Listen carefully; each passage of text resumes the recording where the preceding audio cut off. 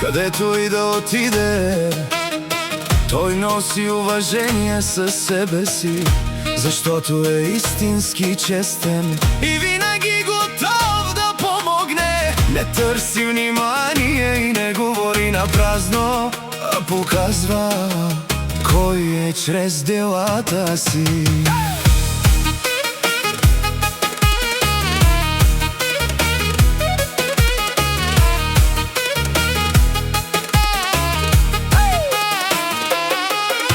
Живота си е преминал през много неща, но никога не е навеждал глава. Пред трудностите винаги е вървял напред със сила, достоинство и увереност. Знае цената на приятелството, уважението и семейството.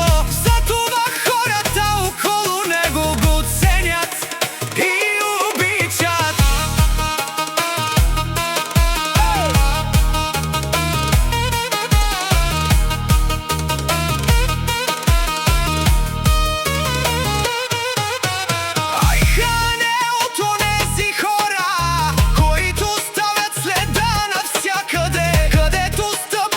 Усмивката му носи настроение, думата му тежи, а присъствието му се усеща. Истински човек, който не забравя откъде е тръгнал и винаги остава верен на себе си.